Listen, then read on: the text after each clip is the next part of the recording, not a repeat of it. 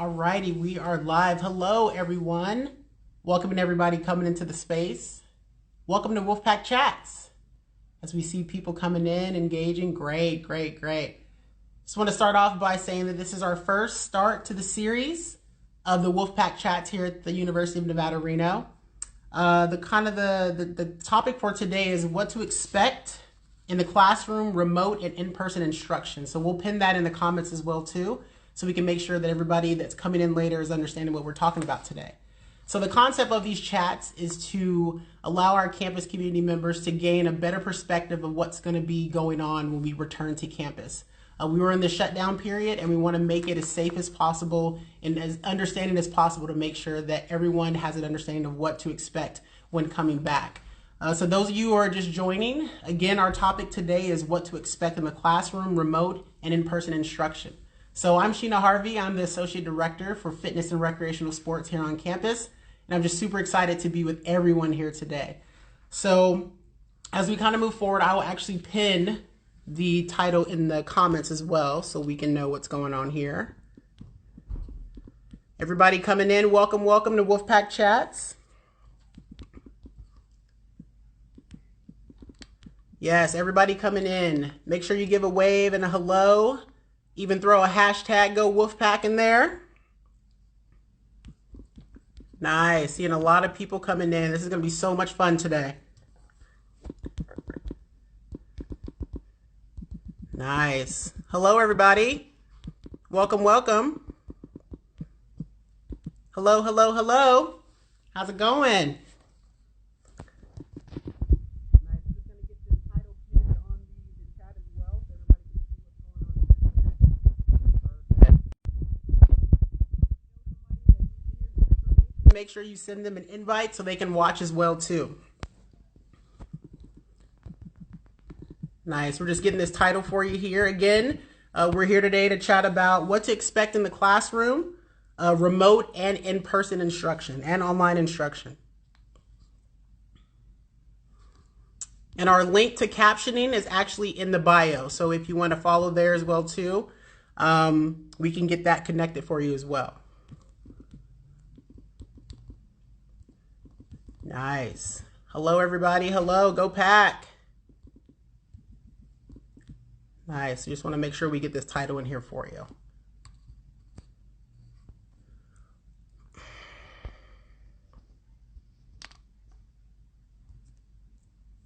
Pin it. All right. So we have that title pinned on the comments as well too. Again, for those of you just coming into the space, I'm Sheena Harvey, the Associate Director for Fitness and Recreational Sports. And this is our first start to a series of Wolfpack Chats. So we're super excited to have everybody in the space today. We just want to make sure that the campus community has a better understanding of what to expect when we come back. We have some amazing administrators as our guests today. So,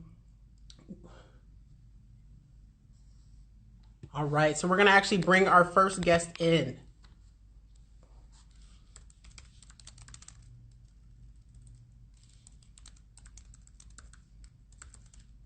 Nice. Welcome into the space.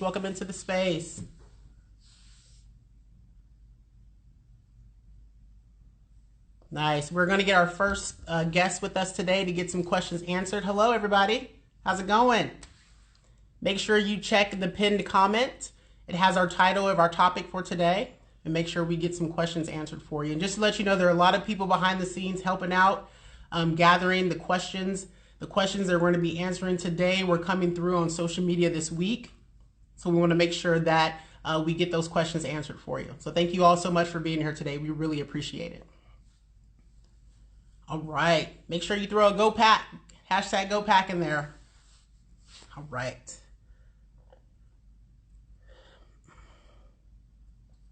Our first guest up today is on the way, and as soon as they arrive, we'll get them introduced and we'll get some of these questions answered. Hi, Sheena. All righty. Hi, Dave. How you doing? I'm doing great. All right. So everybody, if you want to help me welcome our Vice Provost for Undergraduate Education, Dave Shintani. Thank you so much for being here today. Yeah, it's great. Hi, everybody. How are you doing? Doing great. So as you know, I have questions with the return to campus. just wanting to know, and I know today we're going to cover some things like, some students are requesting to go online, some are, having those questions about taking classes in person, student fees and such like that. So I just want to start off and kick off a question that we got and pulled from this week. So question coming in from someone that posted online. So I have family members who are high risk if infected with COVID-19. Is there an option to go completely online this semester? Sure, I'm sorry to hear that, and I know there's a lot of reasons for people not to come that would like to have 100% remote instruction for the semester. So if you have a reason, or whatever it is, we don't need to know what it is. You could just request 100% remote access to your courses. After Friday, August 7th, we'll be sending an email out to people where they can access a form to request 100% online instruction. It'll list a couple things that you need to know about what that means and what kinds of things you have to deal with. One is all students that are requesting 100% online instruction are going to be required to pay the same fees as a student coming to campus, and we could talk about that a little more later. Okay. Not every single one of your courses will be available for online. There's certain courses like laboratory courses, some performance courses, some studio-based courses that are going to require face-to-face instruction. Okay. So in certain situations, some courses won't be available for you. In that case, we'll have your advisor kind of reach out to you and help adjust your schedule to make it work for you. Perfect. Well, thank you so much for answering that question.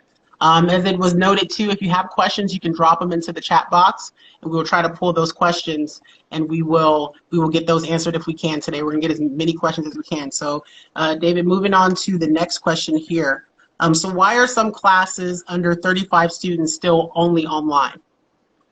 Okay, so we have a number of situations where we have faculty that either have family that are at risk or themselves at risk, or situations where they are having a difficult time coming to campus to teach online courses.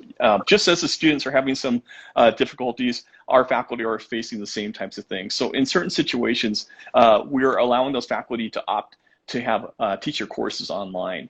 So again, it's a case-by-case situation, and so if the classes again have enrollments lower than that 35 threshold and are offered as alternative remote, we have been giving the professor reasons for doing that. And there's some sort of situations where the professors feel that the online instruction is better way to deliver that specific course. So there's a number of reasons, and a lot of them have to do with the reasons that you might request online.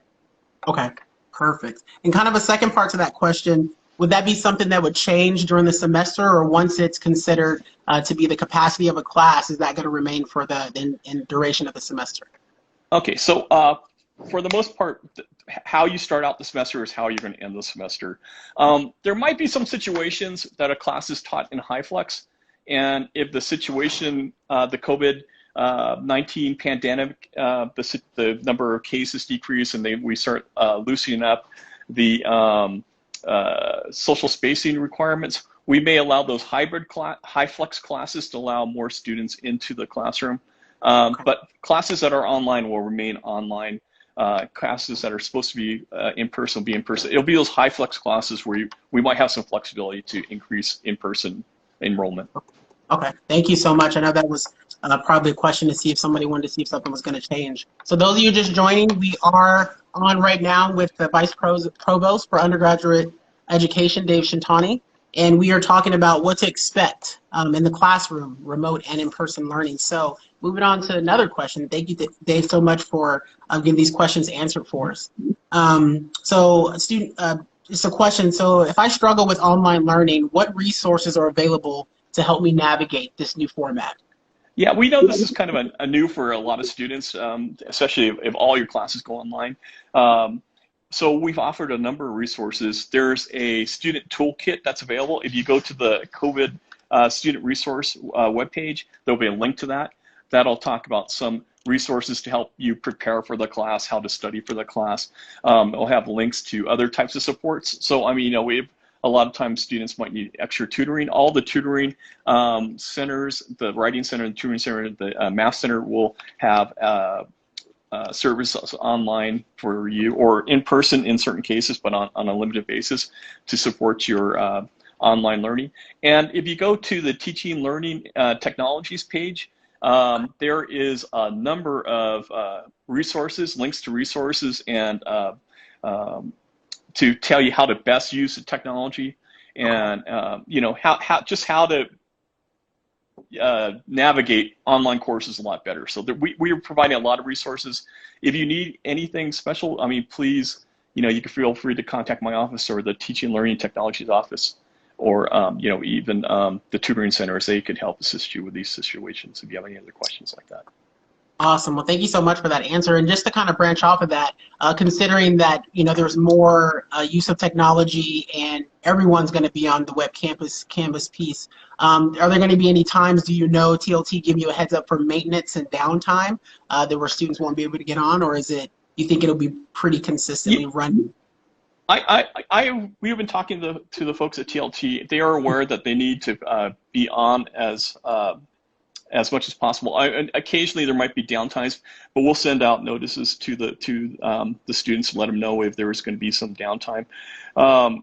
You know, other things that are going on, if students need access to technology. So if you need a laptop, we have a number of laptops available that you could check out through TLT. Through At One, at the At One desk, and so again, yes, we're going to try to make sure we have as reliable help as possible for you. Right. That is amazing. Alrighty, so moving forward here, so will the COVID-19 required student training affect our grades this fall? Okay, so all students will have be required to take that online COVID training, and there's a module that will be built into every class. You know, we are going to require you to take that class. I mean, make sure you have taken that class. You might have to take it multiple times, but I don't think it doesn't take very long. It's pretty short, and it is built into the grade book, so we know if you took it or not. If you didn't take it, we will, you know, your instructor will probably be on you to do that. How that impacts your grade, it's going to have, most cases, I think it'll be a really nominal component to your grade. It's just that we want to make sure that you understand this new environment we're going to be in, and you know, the idea of how to be safe and how to make sure your classmates are safe at the same time. Perfect. Thank you so much. So we have a question from Instagram. How will waitlisting work for classes? Something just popped out. Okay. I think waitlisting will kind of be handled the way it has been in the past. Okay. You know, I think it's a pretty dynamic semester. We'll see what happens. People are going to be shifting their schedules around. So if you're on a wait list, I think it would be just be patient and wait. And you know, there's a chance that things might roll over. As long as you're not number 150 on the wait list, I think you should probably be patient and try to see what happens. Okay, perfect. Thank you so much. So moving forward here, for those of you joining, we are on. And our topic today, just a reminder, it is tagged, it's pinned in the comments, what to expect in the classroom, remote and in-person instruction. So moving forward here, so with so many university services no longer in person, will tuition be discounted, and if not, why? And you may have answered that a little bit earlier. Yeah, so we're asking all students, if you're online, in person, or whatever, we'll be paying the same fees. And there's a number of reasons for that. One of the reasons is a lot of the fees are there to keep the university going.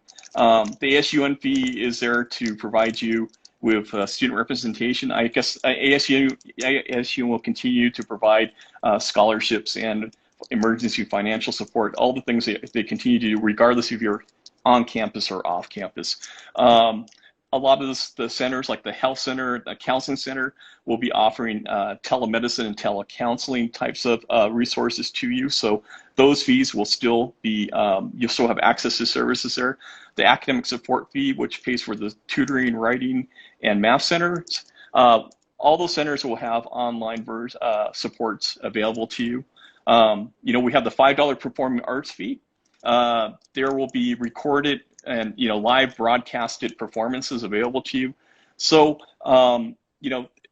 the fitness center is going to have some online programming for fitness classes and remote coaching, those types of opportunities. Most of the fees available are going to be have services that will be adapted to online delivery. So I think, yes, we are paying all the same fees, but it's not like you're not be having access to those services. Awesome. Thank you so much. I know maybe some students, I'm glad to hear that, being a student myself, of just knowing that the resources are still there. It's just in a virtual experience. So super excited to see how those things roll out for the semester. So we have another question from IG, and it's in concern in the area of high flex. So how do you know when to go in person and when to go online? So how do you know what you're going to be doing for your particular classes?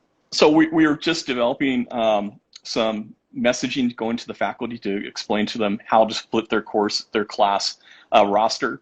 So the students will be separated into those different in-person or online modalities, depending on I think they're breaking out by alphabet. So I'll have to check to be sure, but that's what I heard last. That, for instance, students that were A through L will go on day one, and people M through Z will go on the other day. So that's a place we're starting. I know there are going to be situations where maybe we have some students that are going to have some special requirements and they need to be there both days. Again, we'll work with the faculty, we'll work with the students, and we're working with the faculty to message to the students before the semester starts so they know where they're going to be on day one. Okay, perfect. Thank you so much for that. And those of you who are watching, if you have questions, put them in the chat. And we want to make sure we can try to get as many questions answered today. And Dave has given us some great answers. What we got here? So this is a question. Should I sign my lease for on-campus housing if all my classes are online? And another question, what is the benefit of being on campus? So two-part. Okay. So I think there's a lot of things you have to consider. So if you're on campus or you're close proximity to campus, you'll still have access to services on campus, including computer labs, on-campus Wi-Fi. You'll be closer to all the student services that are available to you. So I think that's a big advantage to being in close proximity to campus.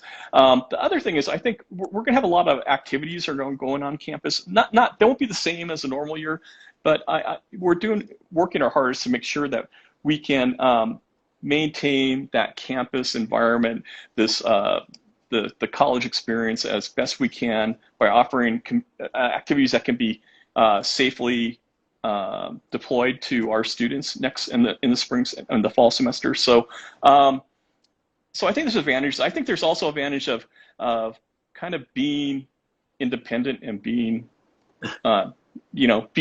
you're able to kind of break away from your home and be responsible for yourself. There's a lot to that. So I think it depends on your situation, and we're here to support you if you choose to come to campus. We're here to support you if you decide that you want to stay at home. Okay. And then that other part of that question, should students be signing their lease for on-campus housing if they're going to be completely online? Yeah, well, like I said, I mean, the campus housing is going to maintain a lot of services and activities to their students. We're going to maintain as safe of a living environment as we can. I know that we're going to have student services is going to be talking to you guys next week, I think. I think they're coming, so there'll be more information on what's going on in housing. So again, I think the situation will depend on what your needs are and what your comfort level is. Okay. Thank you so much. And then do you know, and I know how housing is going to be on it, I'll give information to the upcoming chats that we have for the following weeks. Can students defer their leasing for spring semester? Again, I don't know that answer. Okay. I guess I'll leave that to housing. Okay. So I can't comment on that one. All right. Got a question for you here. What will events on campus look like? Do you have any insider information about that? And then you know if there's going to be a welcome back week? I don't know. I just heard that they're starting to plan the welcome, the freshman, the welcome back to campus. I'm not sure how that's going to go. It's going to be virtual or in person. I don't have a good feeling for what that's going to look like. So sorry about that. Oh, no worries, no worries. Anything else students should know about student fees? Student fees. No, I think they have to be aware that there are a number of fees that the ASUN and GSA voted on a number of times to continue to support, including the construction fees that pay for the bonds that paid for the fitness center and the student union. So again, we're obligated to pay for those, and so they keep the campus going. This is part of our obligation as a student association, kind of voted on, and so. Right. Aside from the challenges that we've come through, and I think the university is doing a really good job of planning and getting everything back to safe. What are you most excited for this upcoming fall semester? I'm excited. I'm teaching a course this semester, so I haven't taught in a couple of years, so this will be exciting to get back in the classroom. And my class is going to be online, so I'm excited about that. I'm excited to see how this is all going to work out. I miss having students on campus. It's since March, it's been pretty quiet here, so it'd be nice to have some energy back here.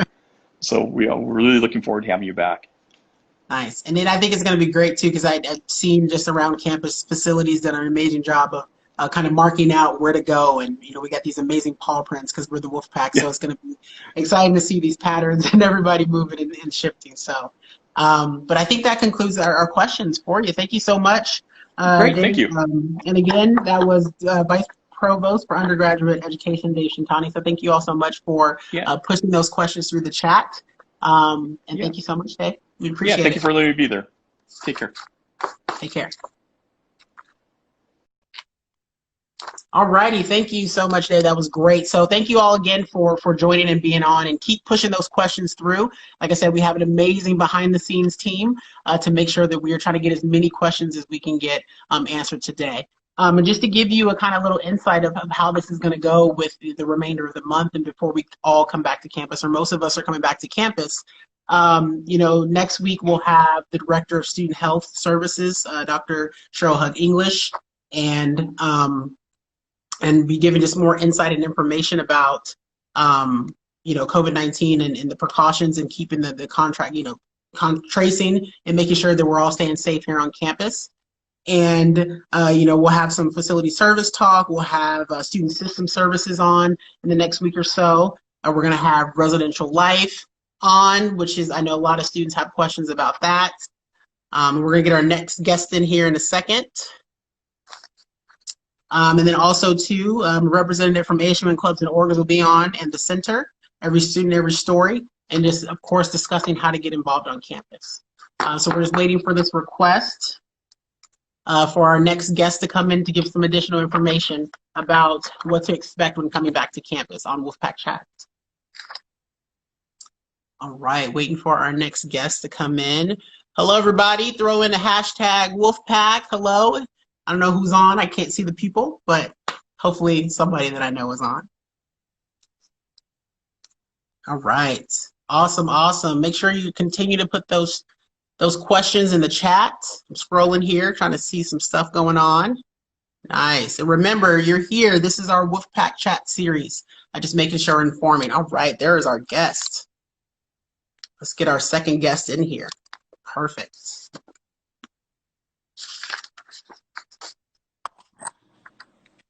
All righty, there we go, there we go. Hello there.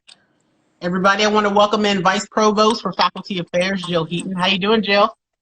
Great, I'm smiling with my eyes. I see that smile. That's what Tyra Banks calls it, smizing. Perfect. So again, thank you all so much for logging on today, and we have some great questions coming through the chat.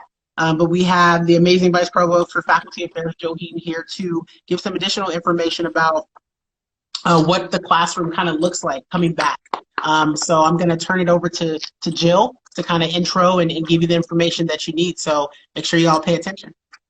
All right. Thank you very much, Sheena. Again, my name is Jill. I'm Vice Provost for Faculty Affairs. But maybe more important to you right now is I'm also a professor in the Department of Geography. So just like Vice Provost Shintani, we both still teach in the classroom. And so your and I's interaction in the classroom are extremely important to us. So I want to give you a quick kind of overview of what the classroom is going to look like on the first day that you walk into the room for your first in-person experience in the fall. There are 6 things in this classroom that were not there in the spring. Of course, that doesn't account for the fact that I wasn't in the classroom in the spring, and at least you weren't in the classroom on the second half. But these things that we've added to the classroom are going to make it possible for you to be here in the fall. So the first thing and the most obvious thing is the face mask. Face masks are required of everybody on campus, including instructors and students, and especially in the classroom. You have to wear your face covering at all times. So that's the first thing that's in the classroom this fall that is new to you. I'm going to walk right over here for just a minute and show you a couple other things. The next thing that's in the classroom that's super important is hand sanitizing stations. Some of them are going to look like this beautiful model here. If you're in a smaller classroom that maybe doesn't have as many seats or as much use, there might be a smaller bottle on the table. This is here for you to use, and we want you to use it when you enter and when you exit the classroom, if that's appropriate. The other thing that's out here in the classroom for you in terms of disinfecting and sanitation is a container here that holds wipes. These are disinfecting wipes, and they're for you and for me to use as the instructor to sanitize the desk space, the chair space, whatever it is that you're using to learn. Now, how do you know where to sit? You're going to look in the classroom for paw prints. They could be blue, they might be gray, they might be white. You might even just see a piece of painter's tape. These denote the spaces in the classroom where you can sit and maintain 6-foot social distancing. So I'm going to work my way back over here to the instructor station. So while you were disinfecting your learning space, I'm going to do the same at my instructor space. I'm going to wipe down the desk. I'm going to wipe down the keyboard. Of course, I've already done this. I'm going to wipe down the mouse, or basically anything that I'm going to be touching. Now, I'm also going to wipe down this device called the document cam, because I'm going to be using this document cam in my class when I'm teaching, which is not something that I've normally used in the past, but I'm going to be using it, and I'll explain a little bit more about that here in a few minutes. So my wipe is done. I'm just going to put that in my pocket for now. There's 2 other things in the classroom that you probably haven't noticed and you might not notice. The first is this camera right here. This camera allows the students that are participating remotely to be able to see and interact with me. The other piece of equipment that maybe you wouldn't notice is a new microphone that's been placed in the classroom. This microphone allows the students that are participating remotely to hear me, as well as to hear you in the classroom discussions or questions that you might bring up. So those are the 6 primary new additions to the classroom that are here, both for your personal health and safety, as well as to aid us to deliver instructional materials to students who may be participating remotely. So I'm going to go right back and show you something else real quick. Right now I'm sharing my screen around the room. In this particular classroom, I'm sharing a PowerPoint. I'm just going to quickly change out from sharing PowerPoint. Stop sharing that. I'm going to share something called this document cam. Now, in normal semesters, I would be teaching through a series of PowerPoint presentations, and I would be writing on the whiteboard. But the whiteboard is not as accessible this semester because this camera doesn't move around. So I'm going to use this document cam as my whiteboard. So I might pop up the first day of class. I would put up the syllabus. It's already a typed out document, and I might go through this document with you. I can zoom in and out if need be. I can also use this document cam space, again, as my whiteboard. Like I said, I'm a geography professor, so I'm going to say, today we're going to talk about coordinate systems. So I'll write that on my notepad, and it's up on the projected screen. The important thing about this document cam is not only is it projected into the classroom for those of you that are in-person learning, but I can project it through Zoom to the students who are learning remotely for that particular class period. So thank you guys very much. I really look forward to seeing you on campus this fall. As Dave said, we missed having you around. Go Wolfpack. Now shoot some questions at me. I'm ready to answer them.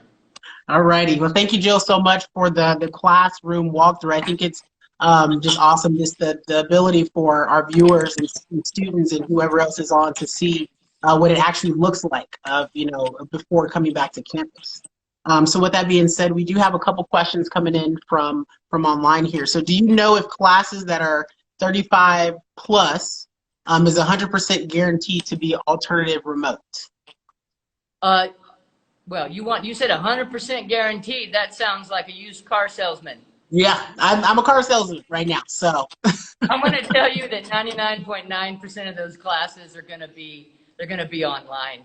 Right now, we're working on those last few to ensure that those classes are available to you online. There are a few courses that may break up into smaller sections because they need to be delivered in person. But as Vice Provost Shintani indicated, we will have that all in My Nevada by the end of this week so that students can see. Perfect. And just to take a second here, but just if you're just joining us, just we're here to do Wolfpack Chats, and our topic today is what to expect in the classroom, remote and in-person instruction, and that is pinned in the comments. So if you have questions, make sure you're pushing them through the IG chat box. So you mentioned it, I know, but just if you could just expand a little bit more. So are students using Zoom for online classes? Is that our selected platform? That is what we're using, correct? Yes, that is our primary selected platform, and that's what faculty will be using and students will be using. Okay, perfect. Thank you so much. Alrighty, so are online classes starting at designated class times, or are these at the leisure of the students? So that's primarily going to be at the discretion of the faculty member. Okay. But with that said, the vast majority are going to be synchronized classes. And it's up to the faculty member what content they want to make or need to make or choose to make in an asynchronous fashion. And I know you're supposed to ask me questions, Sheena, but I got to say something because I've been hearing this question a lot. A lot of students have been commenting and worried about getting from, I got an online class and then I have an in-person class and then I'll have a hybrid class and I don't know if it's my day to be in or my day to be out. And so we are shaving 5 minutes off of all class periods to give students extra time, whether they're navigating to get to the next in-person class or they're navigating to get somewhere where they can get on their laptop or get on a computer to join the class remotely. And the other thing that I want to say to you as students also is when you get your class schedule and you start mapping out how you're going to navigate your life, right? We understand you're navigating your life for the fall semester. Reach out to your faculty members. Send them an email, ask to Zoom with them, and see if they're able to accommodate, I've got a class on Monday and Wednesday, and on Monday they want me in the classroom, and Wednesday I'm supposed to be remote. Would you mind if I had that same schedule in your class? Okay, so reach out to the instructors. They want to be flexible. They want to help accommodate you as best they can. So I would encourage you to do that. All right, we heard it. You heard it from Jill, everyone. You gotta reach out. You gotta make sure you're connecting with the professors to make sure and I'm pretty sure they'll be understanding. So thank you so much for that. So look into some of these questions that we had here. So Jill, so some faculty seem frustrated about the university's plan to return to campus. Will my instructor have the option to turn a high flex class into one that's completely online? And I think we talked about this a little bit earlier, but if you could just answer that question. So will my instructor have the option to turn a high flex class into one that is completely online? So your instructors already got and had access to those options. So our priority number one for everybody is their own personal health and safety. So students have the ability to request for an all online semester if we can accommodate that. Faculty have been able to request online instruction modality for their own personal reasons. And then from there, we also worked with the departments and the colleges to talk about classroom delivery from a pedagogical standpoint. What's the best way that we can deliver a high quality education to you this semester? So please understand that under any circumstances, if a faculty member, for example, were to find themselves not feeling well, right? Or maybe they had a positive COVID test, but they don't have any symptoms, they're going to be teaching to you online for that time period. And so we've done a lot in the last month or so to really coalesce and kind of bake our plans around this mix of online and hybrid and in-person and individuals' personal circumstances versus pedagogy. So all of that stuff is just finally coalesced. And so any frustration I think that was felt by faculty's really been felt by all of us, right? Trying to figure out how to bake this cake for the first time as we go along. So thank you so much for that. And kind of shifting to the other side of it, because we've been discussing just what are we doing to prepare? What are we doing to prepare? We're putting all these things in place to keep everybody safe, of course. We want our students to remain safe and be safe so they can be in a safe environment to learn and to get through the semester. So the next question that came up, and remember everyone, we're taking questions that have been kind of submitted, up to the build up to this. What if someone refuses to wear a face covering? Step number one, if they refuse to wear a face covering, maybe they've walked into my class and they don't have a face covering. Well, here's a surprise. Those first few weeks, I'm going to have extra face coverings. I'm going to have them in the classroom. They're going to be clean and they're going to be unused. Here you go, Johnny. Here's the face covering. Johnny refuses to wear the face covering. I'm going to say to Johnny or Susie, whomever it might be, if you don't put on the face covering, I'm going to have to ask you to leave the classroom. Susie still doesn't want to put on the face covering. I'm going to turn around and I'm going to say to the entire class, everybody, we have a student who is refusing to wear a face covering and they're refusing to leave the classroom, so class is dismissed. I'm going to walk out that room and I'm going to call student conduct, and Susie or Johnny, I'm going to institute disciplinary actions against them. Now, I don't want to do that, right? None of us want to do that, but this is about everyone's health and safety, and they are absolutely required. If you need an accommodation, students should go to the DRC. If faculty need accommodations, they should go to ADA and make that request. I have told faculty, and I will continue to tell faculty, you don't need to call police services. Just cancel class. Just walk away. Use peer pressure. And I'm saying that to you as students because I want you need to be part of my peer-packed group, that this is really, really important. So, I don't know, that's probably the thing I'm most serious about is the face coverings, because we're here for you and we need you to be here for us also. Perfect. Thank you so much for that. If you're just joining us, folks, we're discussing, and it's pinned in the comments, what to expect in the classroom, remote and in-person instruction. And then we are here with Vice Provost for Faculty Affairs, Joe Heaton. So we're getting some questions answered. So if you have questions, make sure you put them in the chat. And if you're on and you need to share this with somebody who needs to hear this, make sure you are pushing that out as well. All right, so I got another question for you. All right, so how flexible will faculty be when it comes to my schedule versus my health and my safety and needs? Well, we as an institution have told everybody, faculty, students, staff, that if you're not well, you should not be here on campus. And exactly. If you have any problems with faculty members, especially around that point, and you don't feel that they're being flexible enough or they're not accommodating you, hopefully someone will put this in the chat, the link for the student concierge service, where you can let us know. if you let me and Dave Shintani know, trust me, we're a good tag team. We will be there for you, because we do need you to stay home if you're not feeling well for the health and safety of the wolf pack.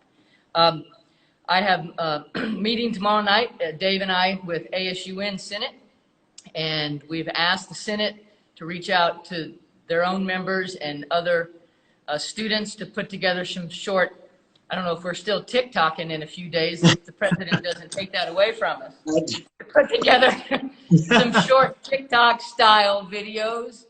Maybe I shouldn't say it that way, but that just tell us in your own words what you need from faculty, the things that you're the most worried about, because I'm putting together a flexibility in the classroom, short little webinar for faculty, and I need your voices so that I can't, because they're tired of hearing from me. I want them to hear from you, the students, the things that you need in terms of flexibility. So we've been working with faculty already about being flexible in the classroom to support you if you're not feeling well, to support you if you need to adjust your schedule, to support you if you're chronically late because you're busting to get from one end of campus to the other.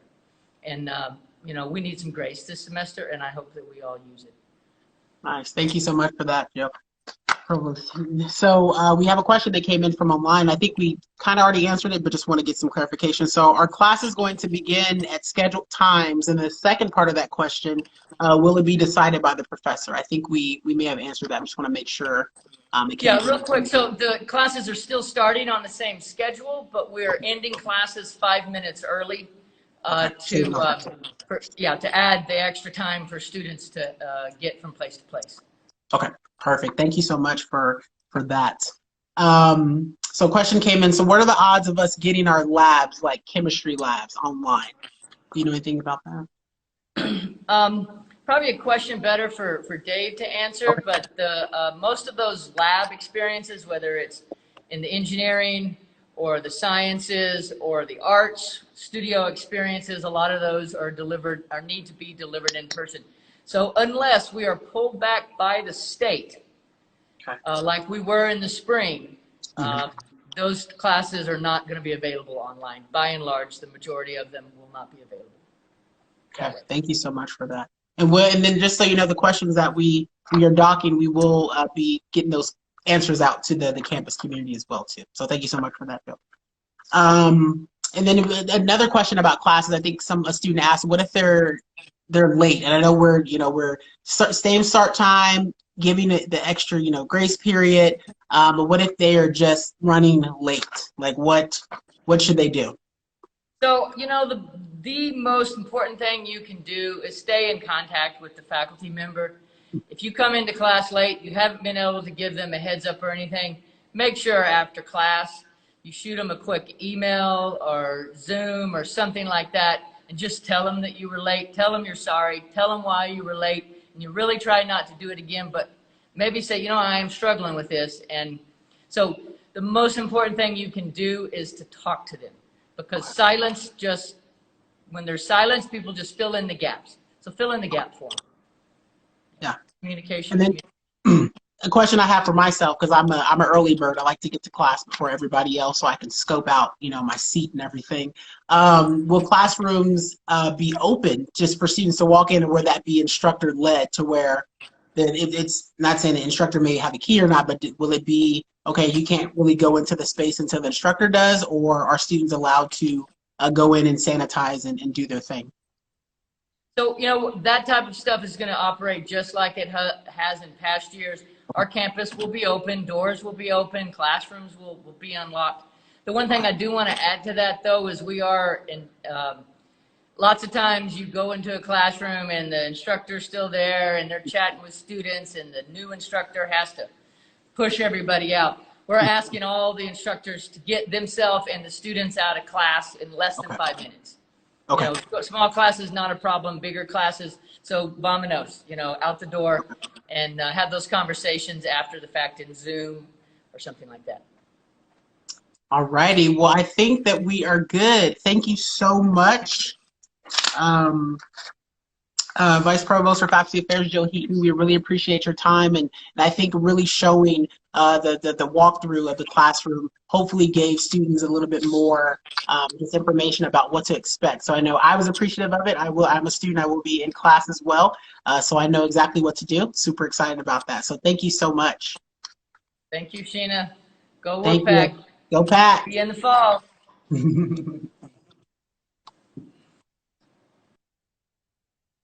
Alrighty. So thank you all so much for today. Again, our topic, which is pinned, and we have a title on this. That was our first Wolfpack chat, and our focus today was what to expect in the classroom, remote and in-person instruction. So today we covered, what do students need to do when they want to request to go online? What are they, doing if they're taking classes in person versus the other, student fees and such. And then we also had an amazing walkthrough of the classroom space.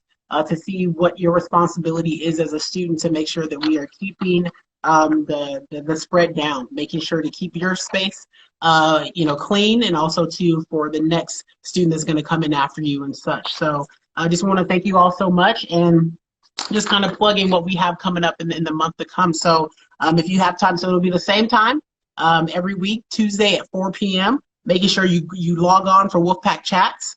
And just coming up next week, we'll have Director of Student Health Services, Dr. Cheryl Hug English, and we'll have Caitlin McKinney from System Services. And then the following weeks, like I mentioned before, we'll have someone from Facilities to talk about everything on place and on campus and how they've done an amazing job of getting everything ready for us as we come back. We'll have somebody from Res Life and Student Services, Res Life, Housing and Food Services. And then in that following week, we'll have a representative from clubs and organizations. And also to the center, every student, every story, because we want our students to stay engaged, even though we are in this time right now to where we really can't be as close as we want to be, but we want to keep our Wolfpack community connected. So we want to thank you all so much again for your time. Again, I'm Sheena Harvey. I'm Associate Director for Fitness and Recreational Sports. And of course, I want to see you at the Fitness Center. We are open, so come in and get your spot on. All right. Thank you all so much. Take care.